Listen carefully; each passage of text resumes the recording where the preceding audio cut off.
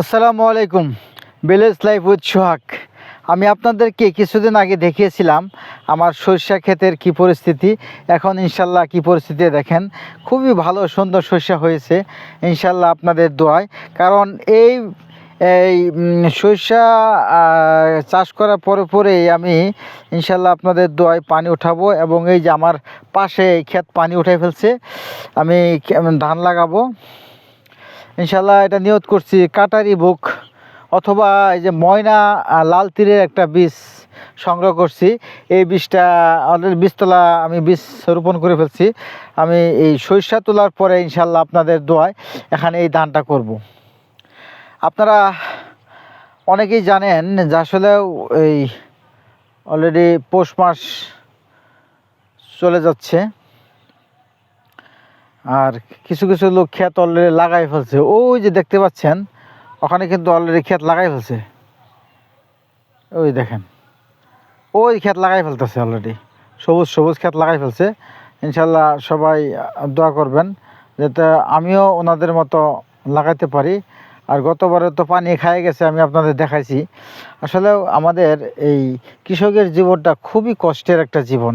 কারণ এই কৃষক বাংলাদেশে না থাকলে আসলেও এই যে বাংলাদেশের যে চাল ডাল রপ্তানি বিভিন্ন প্রকার যে খাদ্যশস্য আছে, এগুলো বিদেশ থেকে আমদানি করতে করতে আমাদের হুঁশ থাকলে হয় না। আমার এই চ্যানেলটাতে আপনারা যারা এখনও আমার ভিডিওটা দেখে লাইক কমেন্ট সাবস্ক্রাইব করেন নাই, আপনারা ভালো লাগলে একটু সাবস্ক্রাইব করবেন, ভালো লাগলে শেয়ার করে দেবেন। অসংখ্য ধন্যবাদ। আমি এই চ্যানেলটাতে আসলে সময় আমি কম দিতে পারি, যার কারণে আমার ভিউসও কম, আমার আর্নিংও কম হয়। আপনারা সবাই দোয়া করবেন, আর আমার চ্যানেলটা দেখে সুন্দর করে একটা কমেন্টস করে যাবেন কীরকম লাগলো। সুপ্রিয় দর্শক, এই যে দেখতে পাচ্ছেন আসলেও এই ক্ষেত্রে একদম পানি উঠায় নাই, আর কিছুদিন পরে হয়তো পানি উঠাবে। আর ওই যে পাশে আমার এক কৃষক ভাই লোকমান হোসেন, উনি সরষে গাছে সবার পিছনে অলরেডি তার ফুল কেবল আসতেছে, আর আমাদের ইনশাল্লাহ ফুল ঝরে গেছে। তাই বলবো যে যখন যেটা করার সময় সেটা না করলে আপনি পিছিয়ে যাবেন, যার কারণে দেখা যায় যে আমাদের ফসলও কম হয় এবং অন্যান্য ফসলের উপর একটু ব্যাঘাত ঘটে। তাই আপনাদেরকে বলবো, সবাই আপনারা যারা কৃষক আছেন, যারা আমার ভিডিওটা দেখছেন, হয়তো কৃষক ভাইয়েরা এই ভিডিওটা দেখবে না, কারণ আমি যতটুকু পরামর্শ দিব যে একজন কৃষক ভাই সঠিক মানে প্রাকৃতিক কোনো যদি দুর্যোগ কিংবা প্রাকৃতিক কোনো যদি বিপর্যয় না হয়, তাহলে যদি ঠিকমতো কৃষিকাজ করে ইনশাল্লাহ তার কোনো অভাব থাকে না।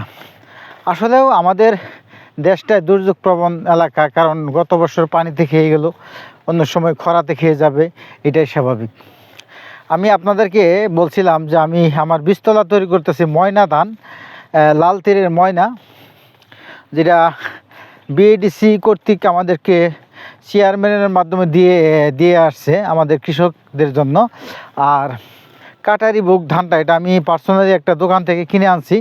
ইনশাল্লাহ দেখেন কত সুন্দর ধান, মানে বীজ রোপণ করছি। আমি আপনাদের কাছে নিয়ে দেখাই। এই যে দেখতে পাচ্ছেন কত সুন্দর বীজতলা হয়েছে ইনশাল্লাহ। এই যে মাঝে একটু জমে গেছিল, পানিতে জমে গেছিল, গত 2 দিন আগে আমি ইউরিয়া সার ডিএপি সার দিয়ে দিছি। এই যে দেখতে পাচ্ছেন ইনশাল্লাহ পাতলাই হয়েছে, আল্লাহ ভরসা। রোদ উঠলেই ঠিক মতো এই হয়ে যাবে, বীজতলাটা আমার হয়ে যাবে। সবাই পাশে থাকবেন, আমার চ্যানেলটি লাইক কমেন্ট শেয়ার করে দিবেন। ইনশাল্লাহ আবারও কমেন্টের উজ্জীবিত হয়ে আমি আপনাদের আবারও নতুন কোনো ভিডিও নিয়ে আসবো ইনশাল্লাহ। সবাই ভালো থাকবেন, ধন্যবাদ। আসসালামু আলাইকুম।